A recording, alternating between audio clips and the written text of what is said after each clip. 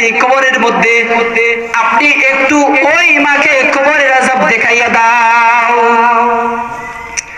সাথে সাথে ওই মহিলাকে কবরের আযাব দেখানো হলো। মহিলাটি বেহুশ হইয়া গেল, নিজের জ্ঞান নিজে রাখতে পারল না। মহিলাটিকে উঠানো হইল। উঠানো হওয়ার সাথে সাথে মহিলাকে আল্লাহর রাসূল সাল্লাল্লাহু আলাইহি ওয়াসাল্লাম বলেন, তুমি কিভাবে কিসের জন্য তুমি বেহুশ হইয়া গেলা? সাথে সাথে ওই মহিলা আল্লাহর রাসূলকে বলল, ওগো আল্লাহর রাসূল, আমি আমার সন্তানের অবস্থা দেখে আমি নিজেকে সামলাইতে পারলাম না। সন্তানের জন্য যে কেমন মায়া, এই আযাব দেখার পর আমার অন্তরের মধ্যে গেঁথে গেল। আমি আমার সন্তানকে মাফ করে দিলাম। এইভাবে মা যখন আল্লাহর রাসূলকে বলতে লাগলো, তখন আল্লাহর রাসূলকে বলল, ওগো আল্লাহর রাসূল, এই সন্তানকে কি আল্লাহ আমার বাড়ি ঘরের মধ্যে সন্তানটাকে জায়গা দিলাম, আর ওই সন্তান যখন বিয়ে করলো, বিয়ে করার সাথে সাথে হঠাৎ একদিন ওই সন্তানের স্ত্রী মনে মনে কি জানি সন্তানের কানে কানে বলল। আর এই কথা শুনে আমি মাকে সন্তান কি করলো জানেননি? আমার মায়েরকে ওই সন্তান, আমি মাকে হঠাৎ করে কোনো কিছু না বলে সন্তান আসিয়া আমাকে আঘাত শুরু করলো। নাউজুবিল্লাহ। কত কষ্ট! সন্তান যখন আমাকে আঘাত শুরু করলো, আমাকে শুধু আঘাত করে এটাই না, আমাকে বলতেছে আমার ঘর থেকে বাহির হইয়া যাও, এই ঘরের মধ্যে তোমাকে আর থাকতে দেব না। সাথে সাথে আমি তার ঘর থেকে বাহির হইয়া গেলাম। আর বাহির হওয়ার পর গ্রামের মানুষেরা আমাকে তাদের বাড়িতে জায়গা দিল। আর আমি ওই সন্তানের জন্য বদদুআ শুরু করলাম। সাথে সাথে কিছুদিনের মধ্যে ওই সন্তান ইন্তেকাল করলো। এবার বলেন, আমাদের সমাজের মধ্যে সন্তানেরা, যুবকেরা যখন বিয়া শাদী করে, মা বাবাকে কি বলে?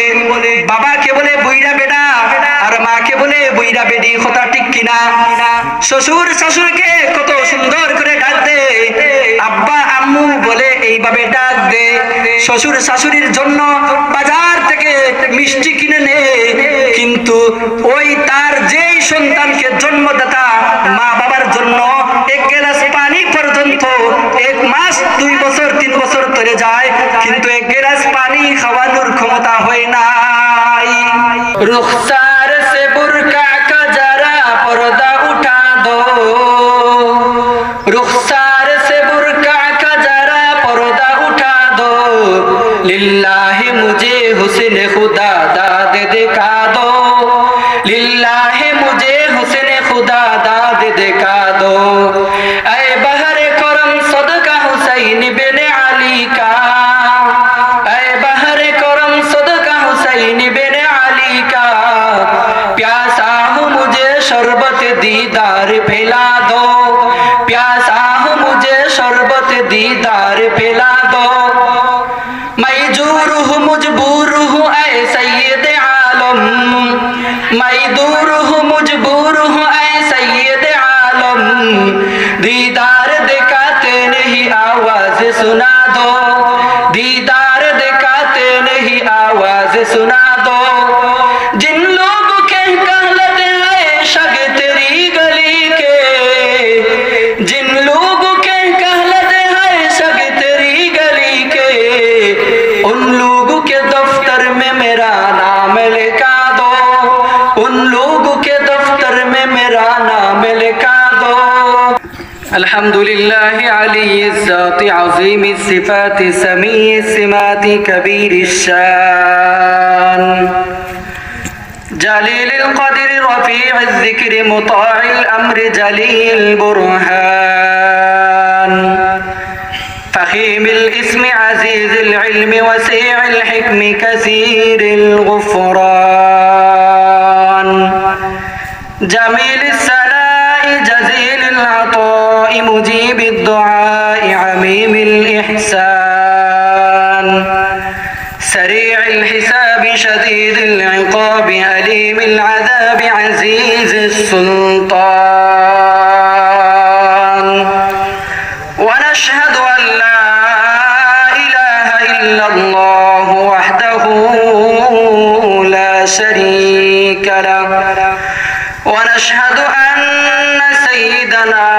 وسندنا وحبيبنا وحبيب ربنا وطبيبنا وطبيب قلوبنا وأولانا ومولانا محمدا عبده ورسوله صلى الله عليه وعلى آله وأصحابه وبارك وسلم تسليما كثيرا كثيرا الذي أرسله الله تعالى وتبارك في كلامه المجيد وفي فرقانه الحميد أما بعد فأعوذ بالله من الشيطان الرجيم بسم الله الرحمن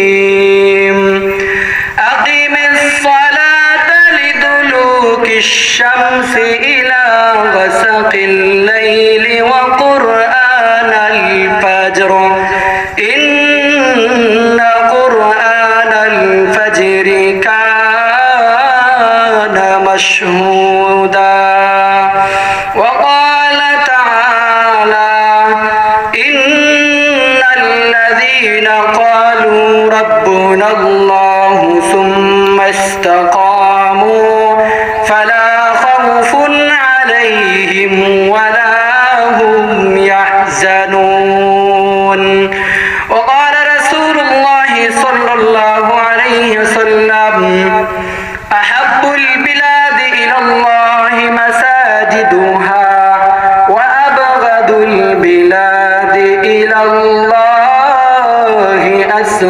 أسواقها صدق الله المولانا العظيم وصدق رسوله النبي الكريم ونحن على ذلك لمن الشاهدين والشاكرين والحمد لله رب العالمين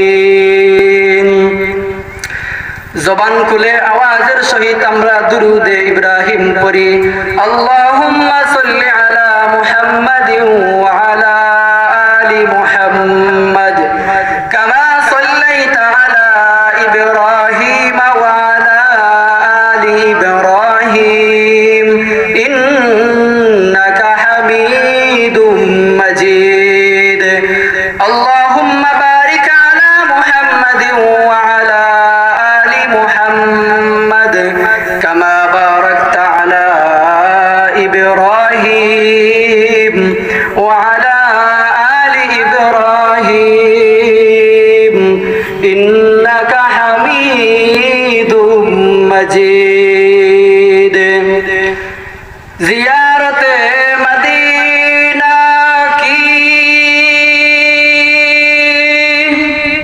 دل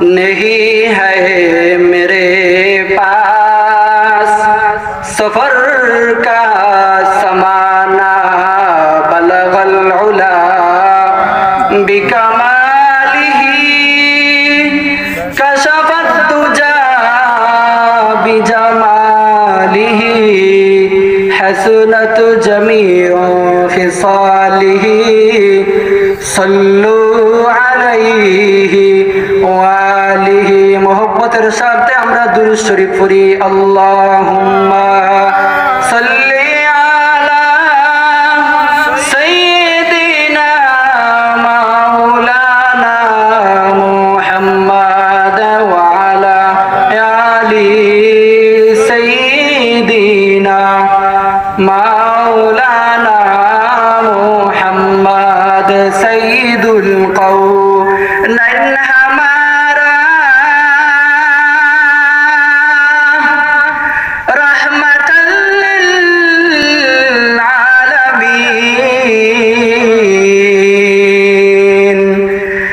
जिन्नाए आबत हमारा रहमतल लिल आलमीन। अल्लाहुम्मा सल्ली अला सय्यिदिना मौलाना मुहम्मद व अला आलि सय्यिदिना मौलाना मुहम्मद बन के आए हादिए कौम अंबियाए साबिकीन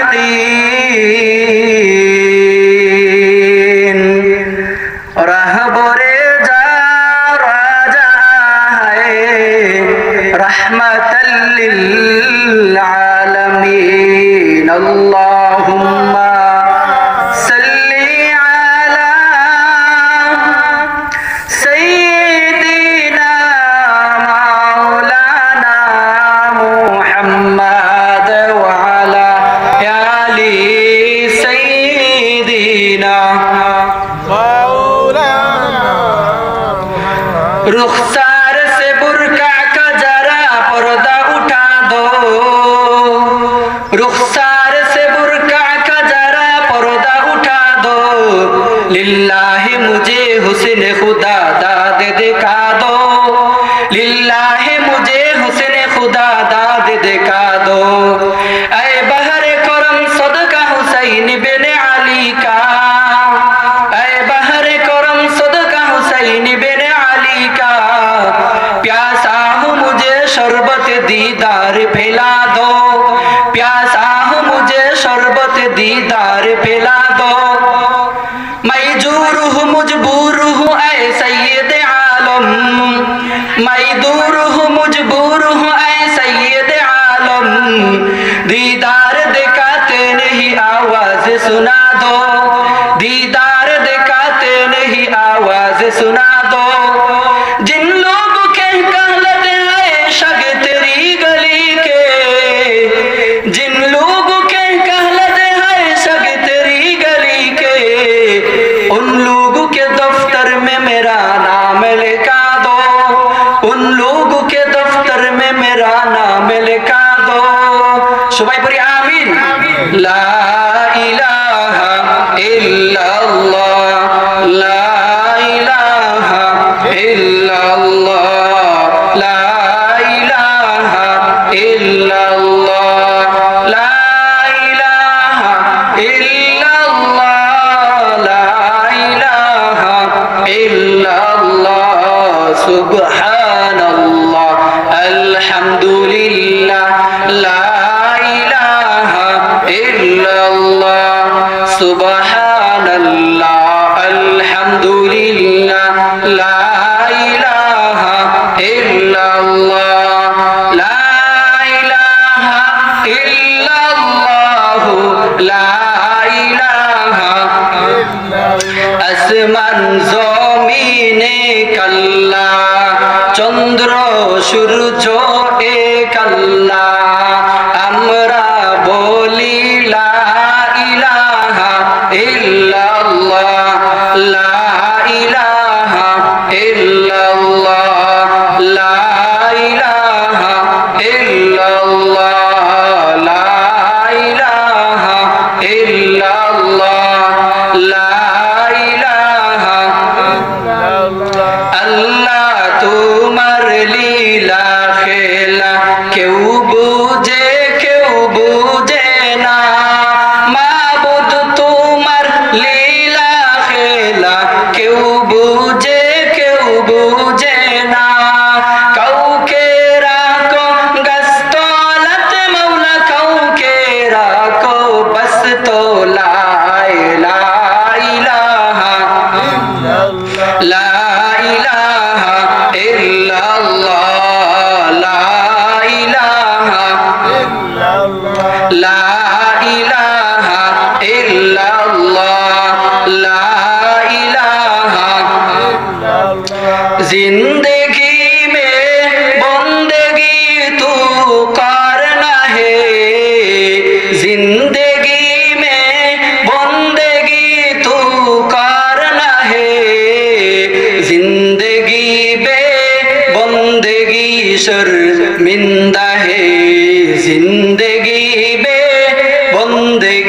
शर्मिंदा है आयते हमको सुना कुछ खरीदन को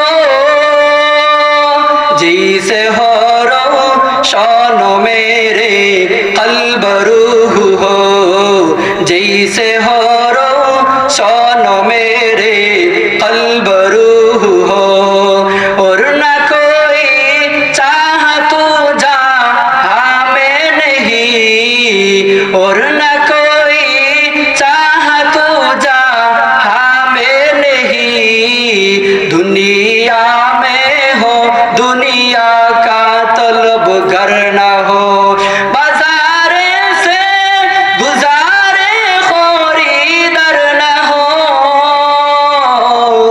ये दुनिया एक मिसल कागज फूल है दुनिया एक मिसल कागज फूल है ला इलाहा इल्लल्लाह ला इलाहा इल्लल्लाह ला इलाहा ला इलाहा इल्लल्लाह ला इलाहा इल्लल्लाह ला इलाहा इल्लल्लाह ला इलाहा अल्लाहु अल्लाह अल्लाहु अल्लाह अल्लाहु अल्लाह अल्लाहु अल्लाह अल्लाहु अल्लाह अल्लाहु अल्लाह ला इलाहा इल्लल्लाहु मुहम्मदुर रसूलुल्लाह जुबान खुले आवाज दिया बोली सल्लल्लाहु अलैहि वसल्लम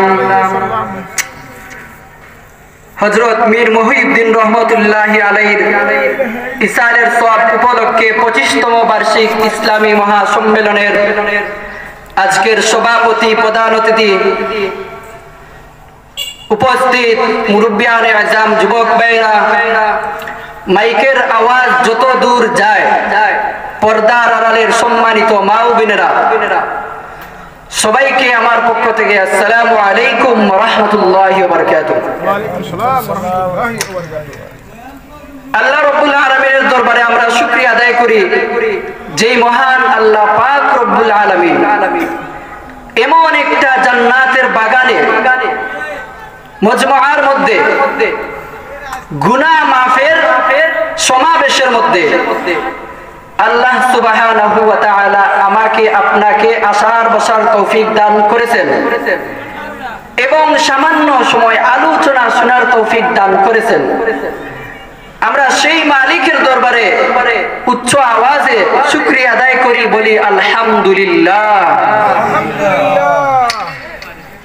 সাথে সাথে আমি যারা এই যে আমাকে স্নেহ করে ভালোবেসে দাওয়াত করেছেন আমার মতো গুনাহগার নালায়েককে আপনারা যেই এই আল্লাহর ওলির দরবারে ইসারের সওয়াব উপলক্ষে দাওয়াত করেছেন আমি আপনাদেরকে স্বাগতম জানাই যে আপনারা আমাকে উপস্থিত করেছেন আমি শুকরিয়া আদায় করি আলহামদুলিল্লাহ তো বিষয় হলো এই যে আল্লাহর ওলি মীর মুহিউদ্দীন রহমাতুল্লাহি আলাইহি উনার জীবনের অতীত যদি তাকান দেখবেন উনি যে আল্লাহর ওলি হয়েছেন ওলি হওয়ার একটা বিশেষ ঘটনা আছে যে কেউ ইচ্ছা ওলি হইতে পারবে না ওলি হইতে গেলে আল্লাহর গুণ থাকা লাগবে তোমার অন্তর পবিত্র থাকতে হবে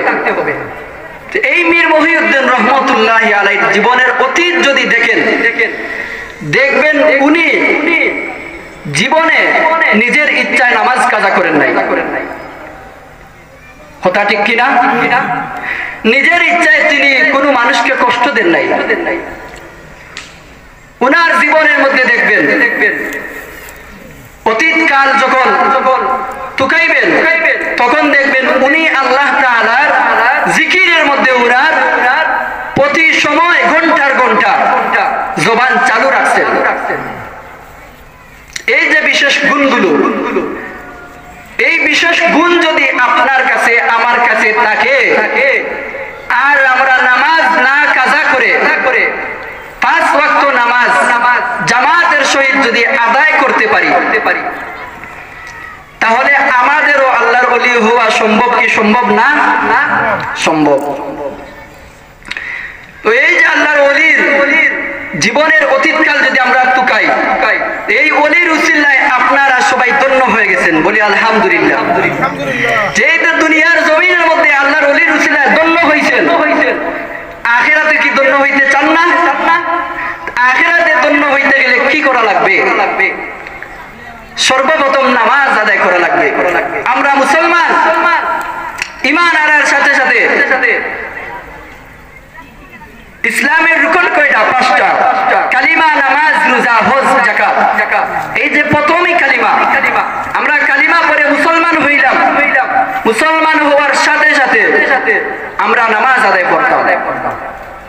দ্বিতীয় নাম্বার হলো নামাজ। নামাজ যদি আদায় না করেন, কিয়ামতের দিন জান্নাতের মধ্যে চলে যাবেন, কিন্তু দেখবেন জান্নাতের তালা বন্ধ করা। এই জান্নাতের তালা যদি খুলতে চান, এই সিকিউরিটি তালার চাবি হইল জান্নাতের নামাজ। তো এই নামাজের বিষয়ে কিছু আলোচনা করব। আমরা সবাই শুনবার জন্য রাজি আছি না ইনশাআল্লাহ? মহান আল্লাহ পাক রব্বুল আলামিন কোরআনের মধ্যে বলেন, আকিমিস সালাতা লিদুলুকিশ শামসি ইলা গাসাকিল লাইলি ওয়া কুরআনাল ফাজর। হে আমার বান্দারা, দিনের শুরু থেকে নিয়ে রাত্রি গভীর পর্যন্ত তোমরা নামাজ পড়ো। এখানে বলা হয়েছে দুলুক কাকে বলে? আকিমিস সালাতা লিদুলুক। দুলুক বলা হয় জোহর এবং আসরের নামাজের বিষয়কে। ইলা গাসাকিল লাইল, গাসাক বলা হয় মাগরিব এবং এশার নামাজকে। অর্থাৎ যখন রাত্রি হয়ে যায়, রাত্রি হওয়ার পর মাগরিব এবং এশার নামাজ আদায় করা। ওয়া কুরআনাল ফাজর, কুরআন বলা হয়েছে ফজরের নামাজকে। ফজরের নামাজকে কুরআন কেন বলা হয়েছে? অন্যান্য নামাজের তুলনায় ফজরের নামাজের মধ্যে কুরআন শরীফের তেলাওয়াত বেশি করে পাঠ করা হয়। আল্লাহ তাআলা বলেছেন, আমার বান্দারা নামাজ আদায় করো এবং ফজরের কুরআন তেলাওয়াত করো। সুবহানাল্লাহ। ফজরের নামাজের কুরআন তেলাওয়াত করার জন্য আল্লাহ পাক রব্বুল আলামিন বান্দাদেরকে বলেছেন ওয়া কুরআনাল ফাজর। অন্যান্য নামাজের তুলনায় ফজরের নামাজে কুরআন তেলাওয়াত বেশি বেশি করে পাঠ করা হয়। কুরআন এমন এক মুআজিজা, জীবনের যত গুনাহ আছে কুরআন শরীফ তেলাওয়াতের মাধ্যমে আল্লাহ তাআলা বান্দাদের সগীরা গুনাহগুলো মাফ করিয়া দেন। সুবহানাল্লাহ। ফজরের নামাজ তোমরা আদায় করো। 5 ওয়াক্ত নামাজ তো পড়বা, বিশেষ করে ফজরের জামাতে শরীক হও।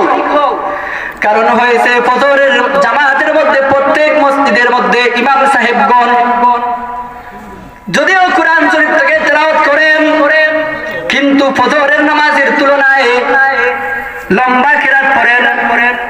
আর আমরা যারা মুসল্লিয়ানে কিরাম নামাজের মধ্যে উপস্থিত হই, অনেক অসংখ্য গণিত মুসল্লিয়ানে কিরাম কুরআন শরীফ তেলাওয়াত করতে পারে না, কুরআন শরীফ তেলাওয়াত করতে জানে না।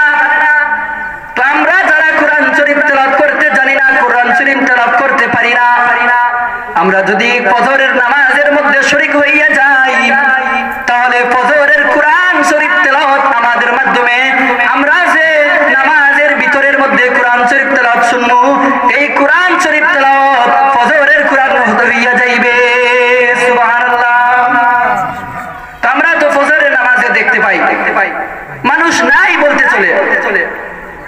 অন্য আয়াতের মধ্যে আল্লাহ তাআলা বলেছেন, উতলু মা উহিয়া ইলাইকা মিনাল কিতাব ওয়া আকিমিস সালাহ। আল্লাহর রাসূলকে আল্লাহ তাআলা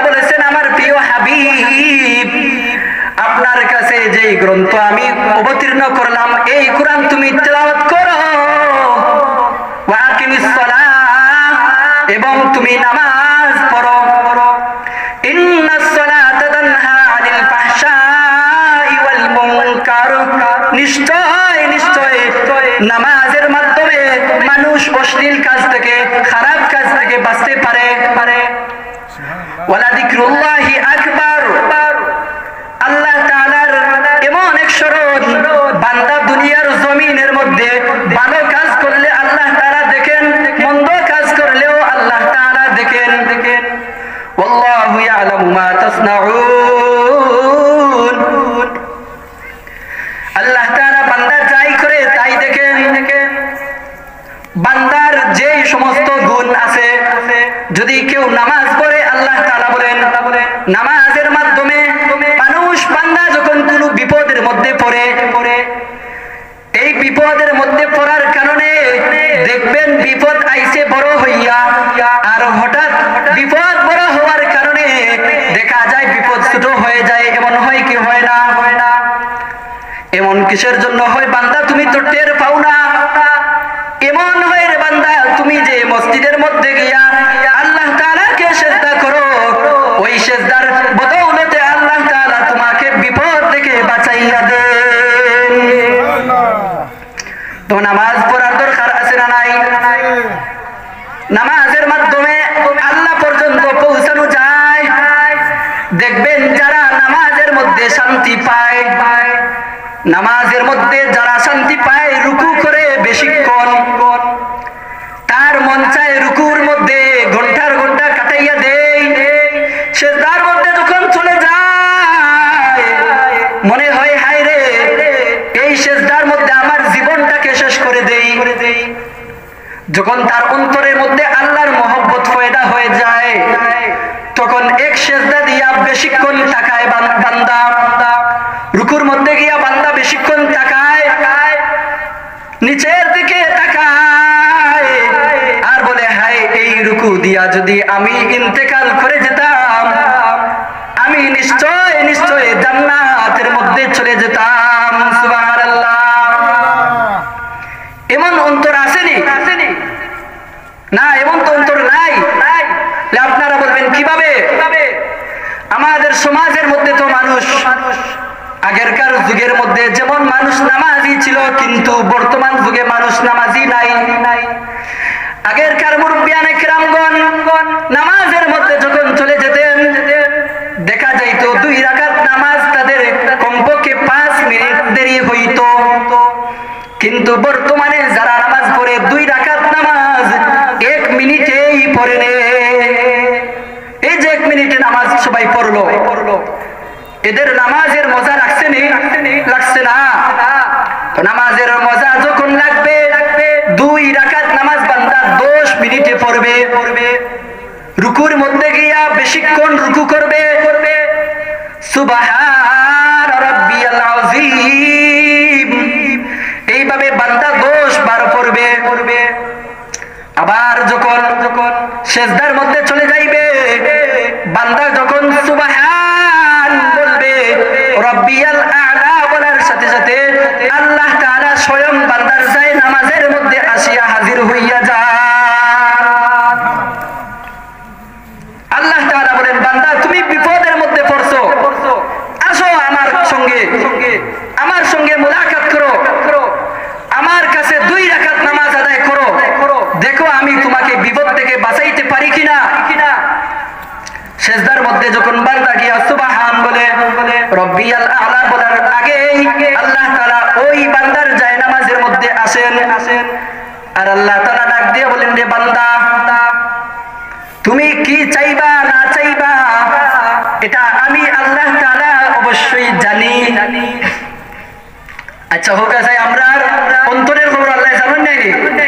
এরপরেও আল্লাহ তাআলা জিজ্ঞাসা করেন বান্দারে, রে বান্দা কি চাইবে আমার কাছে, দেখ না একটু চাইয়া আমি আল্লাহ তোকে দিতে পারি কিনা। ওই বান্দা যখন আল্লাহ তাআলার কাছে হাত তুলিয়া দোয়া করে, বান্দা হাত তুলিয়া দোয়া করে তার মা বাবার জন্য, পিতা মাতা তাকে ছেড়ে দুনিয়ার জমিনের মধ্যে এতিম করিয়া গেছে, এমন এতিম সন্তান যখন নামাজ আদায় করে আল্লাহ তাআলার কাছে দোয়া করে চোখের পানি ফেলাইয়া আল্লাহ তাআলা বলেন ওই মা বাবাকে কবরের মধ্যে আমি জাহান্নামের আগুনও যদি থাকে ওই সন্তানের দোয়ার কারণে সন্তানের নামাজের কারণে আমি তার মা বাবাকে বিনা হিসাবে জান্নাত দিয়ে দেই। সুবহানাল্লাহ। এমন সন্তান আছে রে? নাই। এমন সন্তান কই পাইবা? বছরের পর বছর চলে যায়, মা বাবার জন্য সন্তান কোনো দোয়াই করে না, দোয়া করাইও না মানুষ দিয়া। দোয়া করানোর জন্য বিশেষ বিশেষ কারণ হয়েছে। কুরআনের খতম দিয়া মা বাবার কবরের মধ্যে বসাইয়া দাও। আপনি যদি পারেন সূরা ইখলাস 3 বার পড়িয়া প্রতিদিন মা বাবার কবরের মধ্যে পৌঁছাইয়া দাও। এই যে কুরআনের সূরা ইখলাস পড়িয়া এক প্রথম কুরআনের সওয়াব মা বাবার কবরের মধ্যে পৌঁছাইয়া দিলা, এই কুরআনের সওয়াবের উসিলায় আল্লাহ তাআলা তোমার মা বাবাকে maaf করে দিবেন। আল্লাহ তাআলা বলেছেন সন্তানের দোয়া হচ্ছে বড়, অন্যদিকে মা বাবার দোয়া হচ্ছে সন্তানের জন্য বরকত। যেমন মা বাবার দোয়া সন্তানের জন্য বরকত, তেমন সন্তানদের দোয়া মা বাবার জন্য বরকত। সন্তানের দোয়া যেমন ভাবে নাজাতের উসিলা হয়, মা বাবার দোয়াও সন্তানের জন্য নাজাতের উসিলা। বলি সুবহানাল্লাহ। আল্লাহ রাসূল সাল্লাল্লাহু আলাইহি ওয়াসাল্লাম হঠাৎ একদিন এক রাস্তা দিয়ে চলে যাইতেছেন, যাওয়ার পথে একটা কবর দেখতে পাইলেন। কবরের মধ্যে কঠিন আযাব হইতেছে, কথাগুলো দিল দিয়া বুঝবেন। কবরের মধ্যে কঠিন আযাব হইতেছে। আল্লাহর রাসূল সাল্লাল্লাহু আলাইহি ওয়াসাল্লাম সাথে সাথে হাত তুলিয়া দোয়া করলেন, ওগো মালিক, এই কবরের মধ্যে আযাব হইতেছে, আমি সহ্য করতে পারতেছি না, এই কবরটাকে আপনি জান্নাতের টুকরা বানাইয়া দাও। সুবহানাল্লাহ। সাথে সাথে ওই কবরের আযাব মাফ হইয়া জান্নাতের টুকরা হইয়া গেল।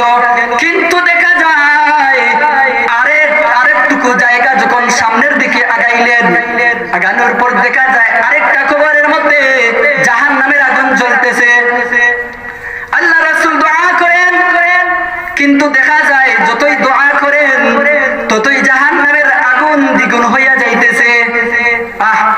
কবরের আযাব কত কঠিন! আল্লাহ রাসূল নিজে এই কবরের আযাব থেকে ভয় পাইয়া গেলেন। সমস্ত সাহাবায়ে কিরামগণদেরকে ডাক দিলেন, আমার সাহাবায়ে কিরামগণ, দেখো ওই কবরের মালিক, ওই কবরের মধ্যে যে ব্যক্তিটা শুয়ে আছে, ওই ব্যক্তিটাকে তোমরা কি কেউ চিনো? বা অথবা এই কবরের মধ্যে যে ব্যক্তি শুয়ে আছে, এই ব্যক্তির আত্মীয় নাকি কেউ দুনিয়ার জমিনের মধ্যে বেঁচে আছে? সমস্ত সাহাবায়ে কিরামগণ বললেন, না না, আমরা তো এই কবর, কার কবর আমরা তো কেউ চিনি না। এইভাবে সাহাবায়ে কিরামগণ, সমস্ত সাহাবায়ে কিরামগণ চলে আসলেন। হঠাৎ করে দূর থেকে দেখা যায় একজন বিশেষ একজন বৃদ্ধা মহিলা দৌড়িয়ে আসতেছে। এই খবর শুনে চলে আসতেছে মহিলা। আল্লাহর রাসূল সাল্লাল্লাহু আলাইহি ওয়াসাল্লাম বলেছেন, ওগো মা, শুনো, এই কবরটাকে কি তুমি চিনতে পারো? মহিলা ডাক দিয়ে বলে, ওগো আল্লাহর রাসূল, হ্যাঁ, আমি এই কবরটাকে চিনি। বলে কেন? বলে এই কবরের মধ্যে একজন যুবক জাহান্নামের মধ্যে জ্বলতেছে, আমি নিজে দেখতে পাইলাম। সাথে সাথে মা বলে, আলহামদুলিল্লাহ, আমি তো এটাই চাইছিলাম। আল্লাহ রাসূল অবাক হইয়া গেলেন, কত কষ্ট রে! কি জানি মাকে ওই সন্তান কেমন কষ্ট দিল, কেমন আঘাত দিল। সন্তান জাহান্নামের মধ্যে জ্বলতেছে, এই খবর শুনে মা আলহামদুলিল্লাহ বলে আমি এটাই তো চাইছিলাম। ওই মাকে বললেন আল্লাহর রাসূল, আল্লাহ তাআলার কাছে বলেন, ওগো আল্লাহ, আমি যেইভাবে জাহান্নামের আযাব দেখতেছি কবরের মধ্যে, আপনি একটু ওই মাকে কবরের আযাব দেখাইয়া দাও। সাথে সাথে ওই মহিলাকে কবরের আযাব দেখানো হলো। মহিলাটি বেহুশ হইয়া গেল, নিজের জ্ঞান নিজে রাখতে পারলো না, মহিলাটিকে উঠানো হইল। উঠানো হওয়ার সাথে সাথে মহিলাকে আল্লাহ রাসূল সাল্লাল্লাহু আলাইহি সাল্লাম বলেন, তুমি কিভাবে কিসের জন্য তুমি বেহুশ হইয়া গেলা? সাথে সাথে ওই মহিলা আল্লাহর রাসূলকে বলল, ওগো আল্লাহর রাসূল, আমি আমার সন্তানের অবস্থা দেখে আমি নিজেকে সামলাইতে পারলাম না। সন্তানের জন্য যে কেমন মায়া, এই আযাব দেখার পর আমার অন্তরের মধ্যে গেঁথে গেল। আমি আমার সন্তানকে মাফ করে দিলাম। এইভাবে মা যখন আল্লাহর রাসূলকে বলতে লাগলো, তখন আল্লাহর রাসূলকে বলল, ওগো আল্লাহর রাসূল, এই সন্তানকে কি আল্লাহ তাআলা মাফ করে দেবেন? আল্লাহ রাসূল ডাক দিয়ে বললেন, মা শুনো, আপনি যখন অন্তর থেকে আপনার সন্তানকে মাফ করে দিয়েছেন, সাথে সাথে আল্লাহ তাআলা আপনার সন্তানকে মাফ করে দিলেন। সুবহানাল্লাহ। এবার আল্লাহর রাসূল সাল্লাল্লাহু আলাইহি সাল্লাম ওই মাকে যখন এই কথা বললেন, মা একটু শান্ত হলো। শান্ত হওয়ার সাথে সাথে আল্লাহর রাসূল সাল্লাল্লাহু আলাইহি সাল্লাম মাকে বলতে লাগলেন, ওগো মা, আপনার ছেলের উপর আপনি কিসের জন্য অসন্তুষ্ট? আর আপনার ছেলের খবরের মধ্যে এমন আযাব হইতেছে আপনি তো জানেন না। বলে, আপনার ছেলের কাহিনীটা কি আমাকে একটু শুনাইবা? ওই মা ডাক দিয়া বলল, ওগো আল্লাহর রাসূল, শুনেন ঘটনাটা কি হইল। ওই সন্তানের বাবা যখন আমার সন্তান গর্ভ রেখে দিল, অর্থাৎ সন্তানটি যখন আমার পেটের মধ্যে ছিল, তার বাবা মারা যায়। আমার কেউ নাই, আমি মানুষের বাড়ি ঘরে কাজ কর্ম করে করে সন্তানটাকে জন্ম দিলাম। সন্তান যখন দুনিয়ার জমিনের মধ্যে আসলো, আমি সারা সন্তানের কেউ আপন নাই। এমন এক সন্তানকে আমি কত কষ্ট করে আমার জীবনের জান দিয়ে প্রাণ দিয়ে সন্তানটাকে বড় করলাম, আমার বাড়ি ঘরের মধ্যে সন্তানটাকে জায়গা দিলাম। আর ওই সন্তান যখন বিয়ে করলো, বিয়ে করার সাথে সাথে হঠাৎ একদিন ওই সন্তানের স্ত্রী মনে মনে কি জানি সন্তানের কানে কানে বলল। আর এই কথা শুনে আমি মাকে সন্তান কি করলো জানেননি? আমার মায়েরকে ওই সন্তান, আমি মাকে হঠাৎ করে কোনো কিছু না বলে সন্তান আসিয়া আমাকে আঘাত শুরু করলো। নাউযুবিল্লাহ। কত কষ্ট!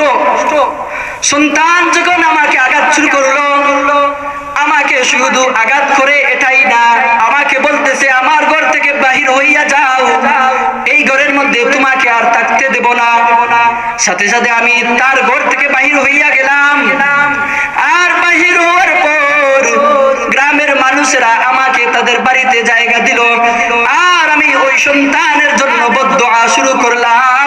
সাথে সাথে কিছুদিনের মধ্যে ওই সন্তান ইন্তেকাল করলো।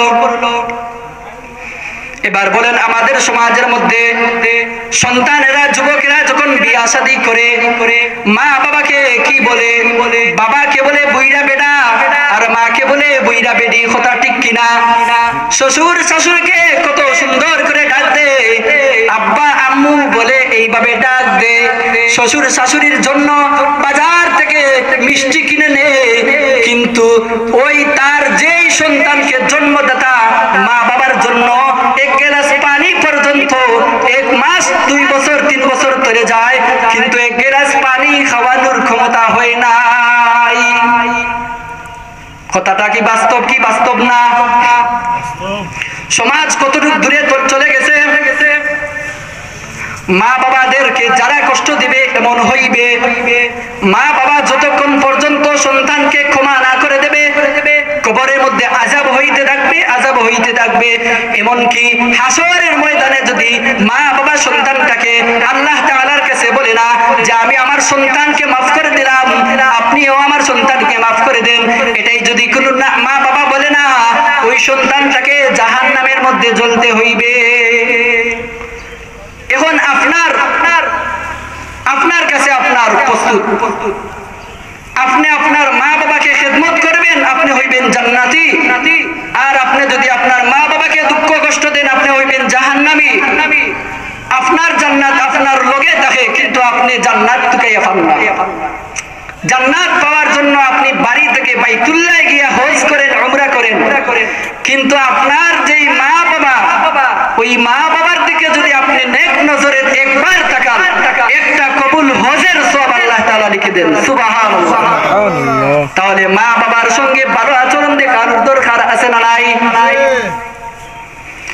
এক আয়াতের মধ্যে আল্লাহ তাআলা বলেন, যে আয়াত তেলাওয়াত করলাম, ইন্নাল্লাযীনা ক্বালু রাব্বুনাল্লাহ সুম্মা ইসতাকামু ফালা খাউফুন আলাইহিম ওয়ালা হুম ইয়াহজানুন।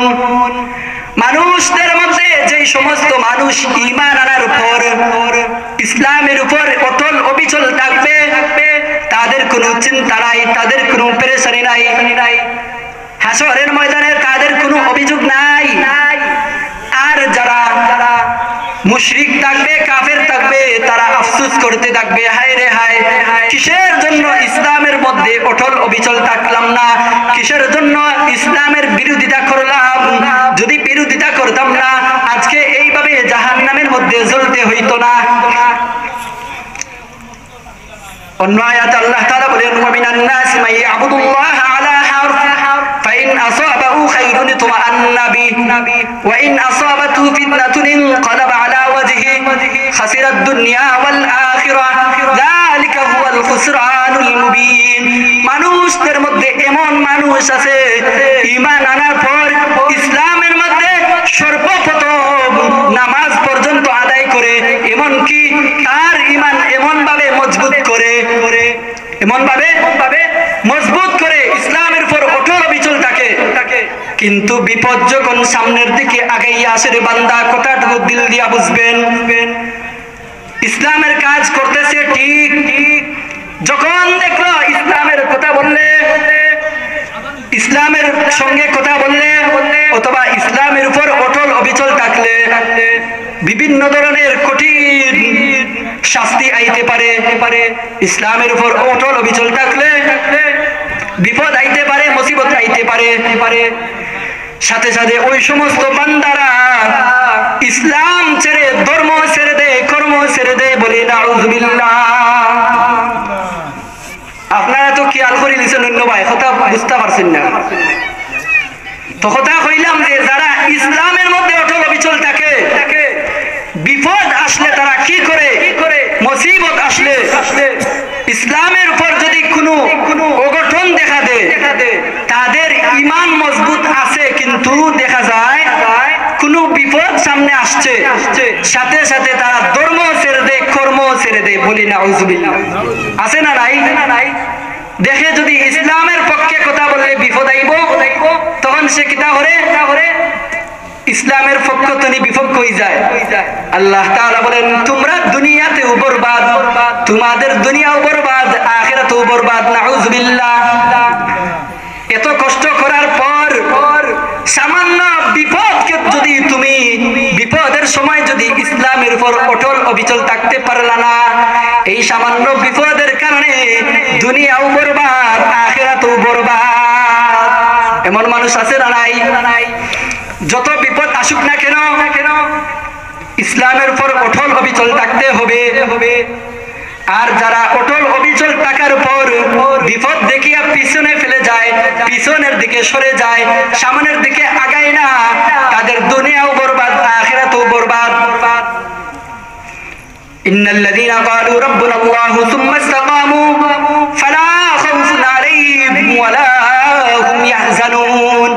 যারা অটল অবিচল থাকতে পারবে, শত শত বিপদ পাড়ি দিয়া সামনের দিকে আগাইতে পারবে, মরণ হয়ে যাবে, কিয়ামতের ময়দান হয়ে যাবে, তাদের কোনো কষ্ট নাই, তাদের কোনো পেরেশানি নাই, তাদের কোনো চিন্তা নাই।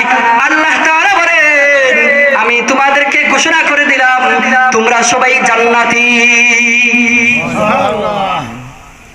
জান্নাতে যেতে চান কারা কারা? হাত তুলা দেন। জান্নাতের মধ্যে যাইতে গেলে প্রথম নাম্বার কি? ঈমান আনতে হবে। দ্বিতীয় নাম্বার কি? নামাজ।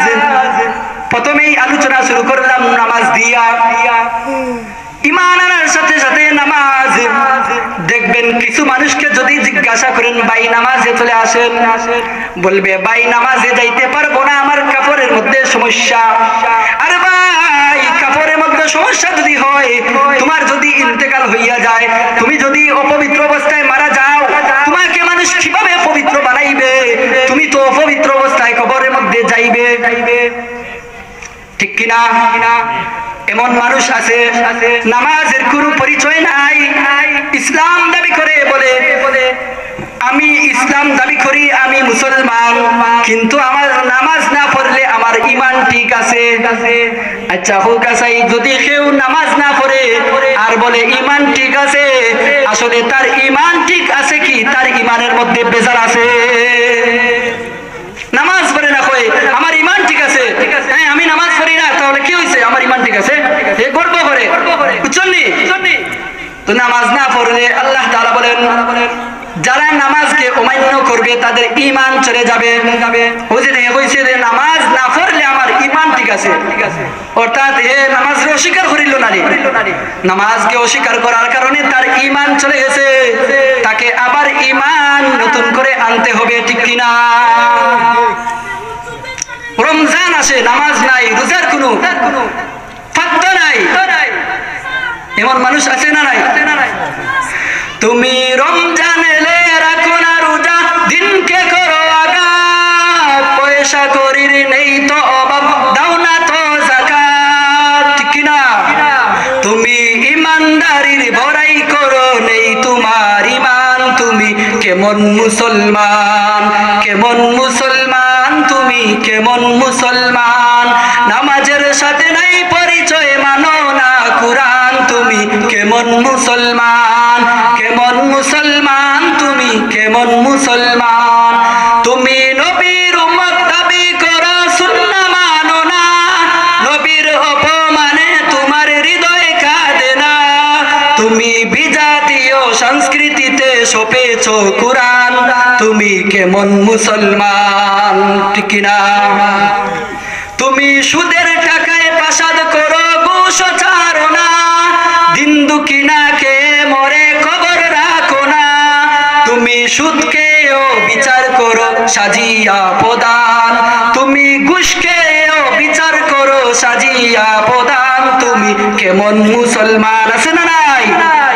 এমন মুসলমানের অভাব নাই, সুদ খায়, ঘুষ খায়, নামাজের কোনো পরিচয় নাই, রমজান মাস চলে যায়, নামাজের কোনো পরিচয় নাই। তাকে যদি বলেন ভাই রোজা রাখছেন, বলে ভাই কিভাবে রোজা রাখবো, সেহরির সময় তো জাগতে পারছি না, কথা হোক আছে, ঠিক কিনা? না বলে রোজা কিভাবে রাখবো, সেহরির সময় তো ঘুম ভাঙে নাই, আরে কপাল পুরা। তুই যদি রোজা রাখতে ইচ্ছা করস, রোজা রাখার নিয়ত যদি থাকে, তাহলে অবশ্যই অবশ্যই রোজা রাখতে।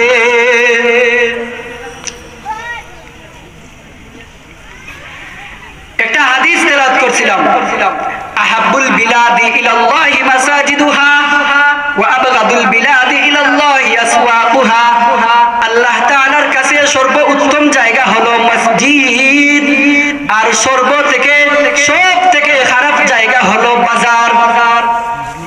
এখন আমরা বাজারে বেশি যাই কি যাই না? জান্নাতের মধ্যে একটা বাজার আছে, আমরা জানি কি জানি না? জান্নাতের মধ্যে একটা বাজার আছে, আল্লাহ তাআলা বলেছেন ওই বাজার কেমন হবে রে বান্দা, তোমরা কি জানো? জান্নাতের বাজারের মধ্যে যখন মানুষ চলে যাইবে, যুবকেরা যখন জান্নাতের বাজারের মধ্যে চলে যাইবে, ওই বাজারের মধ্যে যাওয়ার সাথে সাথে ওই বান্দাটার চেহারা এমন সুন্দর হইবে, চেহারা এমন সুন্দর হইবে রে বান্দা চিন্তাও করতে পারবে না। যখন জান্নাতের মধ্যে চলে আসবা, জান্নাতের হুর পরীরা যখন তোমাকে দেখবে, দেখার সাথে সাথে জান্নাতের হুররা বলতে থাকবে আপনাকে আগে যেমন দেখছিলাম বাজারের মধ্যে যাওয়ার পর, এখন যখন আবার চলে আসছো, এর চাইতে হাজার হাজার সুন্দর দেখতে পাইতেছি। সুবহানাল্লাহ। ওই বাজারের মধ্যে যাওয়ার পর যখন আবার জান্নাতে ফিরে আসবে, তখন হুররা বলতে লাগবে যে তোমাকে আরো সুন্দর দেখাচ্ছে। ওই বান্দা বলবে আপনাদেরকেও আরো সুন্দর দেখাচ্ছে।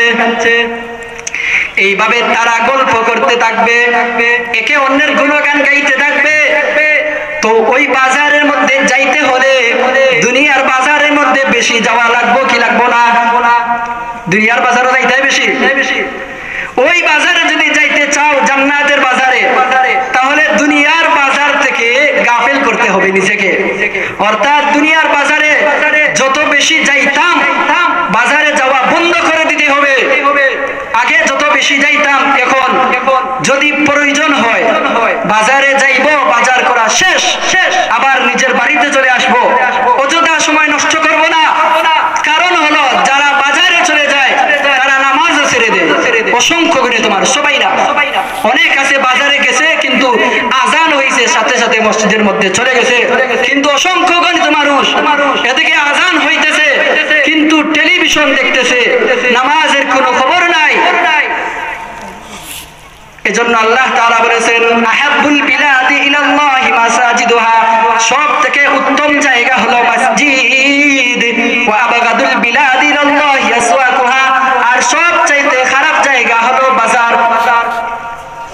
আর বাজারে যাইমু আমরা, যদি দরকার হয় বাজারে যাইমু আবার চলে আসবো। যদি আমরা জান্নাতের বাজারে যাইতে চাই দুনিয়ার বাজার যাওয়া বন্ধ করে দিতে হবে, ঠিক কিনা? এই যে আমরা আলোচনা করলাম, আলোচনা শুনলাম, সামান্য একটা আমল আপনাদেরকে শিখিয়ে দেই। কারণ এই যে শত শত মানুষ আসবো, এই কোটি কোটি টাকা লক্ষ টাকা দিয়ে যে মাহফিল করা হয়েছে, একটা আমল যদি আমরা কেউ করতে পারি, জারি রাখতে পারি, একজনের আমলের জন্য আল্লাহ তাআলা মাহফিলকে কবুল করে নেবেন, বলেন সুবহানাল্লাহ। আমলটা কি হচ্ছে? সামান্য একটা দুরুদ, ছোট্ট দুরুদ পড়তে ছোট্ট কিন্তু আসলে অনেক বড় দুরুদ। কিয়ামতের দিন আল্লাহর রাসূল ছাড়া কেউ তোমাকে সুপারিশ করবে না। আর আল্লাহর রাসূলের শাফায়াত পাইতে গেলে আল্লাহর রাসূলের উপর বেশি বেশি করে দুরুদ পড়তে হবে। দুরুদ তো অনেক লম্বা লম্বা দুরুদ আছে, কিন্তু আপনাদেরকে ছোট্ট একটা দুরুদের আমল দিয়ে যাই, যেই দুরুদের কারণে মাহফিলটা আল্লাহ তাআলার দরবারে কবুল হইয়া যায়, বলেন আমিন। দুরুদটা হচ্ছে সাল্লাল্লাহু আলাইহি ওয়াসাল্লাম। সবাই বলি সাল্লাল্লাহু আলাইহি ওয়াসাল্লাম। দুরুদ যেহেতু ছোট্ট দুরুদ সাল্লাল্লাহু আলাইহি ওয়াসাল্লাম, আপনি যদি এই দুরুদের প্রেমিক হতে পারেন, কিয়ামতের দিন অবশ্যই অবশ্যই আল্লাহর রাসূল আপনাকে সুপারিশ করবেন। আমরা এই দুরুদ পড়ব তো ইনশাআল্লাহ। আটতে বইতে, ঘুমাইতে, শুইতে, যখন ইচ্ছা মনে চায় এই দুরুদ পড়ব তো ইনশাআল্লাহ। আল্লাহ তাআলা এই যে আলোচনা করলাম এবং শুনলাম, আল্লাহ পাক রব্বুল আলামিন যেন আমাকে আপনাকে সবাইকে যেন আমল করার তৌফিক দান করেন। আমরা সবাই বলি আমিন। ওয়া আখির দাওয়ানা আলহামদুলিল্লাহি রাব্বিল আলামিন। সাল্লাল্লাহু আলা সাইয়্যিদিনা ওয়া মাওলানা মুহাম্মদ ওয়া আলা আলিহি ওয়া আসহাবিহি সাল্লাম। আস্তাগফিরুল্লাহ, ইন্নাল্লাহা গফুরুর রহিম। আস্তাগফিরুল্লাহ রাব্বি মিন কুল্লি যামবি ওয়া আতুবু ইলাইহি। লা হাওলা ওয়া লা কুওয়াতা ইল্লা বিল্লাহিল আলিয়্যিল আযীম। লা ইলাহা ইল্লাল্লাহু মুহাম্মাদুর রাসূলুল্লাহ। আল্লাহুম্মা আমিন। الحمد لله رب العالمين والعاقبة للمتقين والصلاة والسلام على سيد الأشرف الأنبياء والمرسلين وعلى آله وأصحابه أجمعين. اللهم ارحمني بالقرآن العظيم واجعله لي حجة يا رب العالمين. اللهم بارك لنا في رجب وشعبان وبلغنا رمضان. رب العالمين يا أحكم الحاكمين. আসরের পর থেকে নিয়ে সন্ধ্যা পর্যন্ত আপনার মায়ার বান্দাদেরকে নিয়ে আল্লাহ, তোমার মায়ার বান্দারা দুনিয়ার কোন স্বার্থে আসে নাই আল্লাহ, আপনাকে পাওয়ার জন্য তারা এই ওয়াজের মধ্যে আসছে। আল্লাহ তাআলা আমরা যেভাবে এই ওয়াজের ময়দানে আমরা একত্র হইলাম, হাসরের দিন তুমি আমাদের সবাইকে জান্নাতের মাহফিলের মধ্যে এইভাবে একত্র করিও। মাওলা কারীম ইয়া আহকামুল হাকিমিন, আল্লাহ আমাদের জিন্দেগীর तमाम সমস্ত গুনাহগুলোকে মাফ করিয়ে দাও। আল্লাহ আমাদের প্রত্যেকের জিন্দা মুর্দা तमामরে মাফ করিয়ে দাও। প্রত্যেকের মা বাবার কবরকে জান্নাতুল ফেরদাউসের বাগিচা বানাও। আল্লাহ আমাদের যাদের মা বাবা দুনিয়াতে আছে আছেন প্রত্যেকের মা বাবার হায়াতের মধ্যে বরকত দান করো, মা বাবার খেদমত করার তৌফিক দান করো। যেই সমস্ত সন্তানেরা মা বাবাকে গালি দেয়, কষ্ট দেয়, তাদেরকে হেদায়েত দান করো। মা বাবার পায়ের নিচে যেই জান্নাত, এই জান্নাতটাকে বুঝে নেওয়ার তৌফিক দান করো। মাওলা করিম আমাদের নাম ধরে ধরে তোমার হাবিবের রওজা মুবারকে অসংখ্য গণিত কোটি কোটি দুরূদ আর সালাম পৌঁছে দাও। আল্লাহ মীর মুহিউদ্দিন রহমতুল্লাহি আলাইহি, আল্লাহ উনার কবরকে, আল্লাহ উনার মজমুআকে আরো বাড়াইয়া দাও, আল্লাহ উনার মজমুআকে আরো বাড়াইয়া দাও। আল্লাহ উনার মতো ওলি এই গ্রামের মধ্যে, আল্লাহ তুমি অসংখ্য অগণিত মানুষকে তোমার ওলি হিসাবে কবুল করে নাও। মাওলা করিম ইয়া আহকামুল হাকিমিন, আমাদের সবার হায়াতের মধ্যে বরকত দান করো। রমজান মাস পর্যন্ত আমাদের সবাইকে পৌঁছিবার জন্য হায়াত তুমি দান করে দাও। রব্বুল আলামিন আমাদেরকে কবরে যাওয়ার আগে আল্লাহ কবরের সামান জোগাড় করার তৌফিক দান করো। রব্বির হামহুমা কামা রব্বায়ানি সগীরা, রব্বির হামহুমা কামা রব্বায়ানি সগীরা, বিফদলি সুবহানাকা রব্বিকা রব্বিল ইজ্জাতি আম্মা ইয়াসিফুন ওয়া সালামুন আলাল মুরসালিন ওয়ালহামদুলিল্লাহি রব্বিল আলামিন।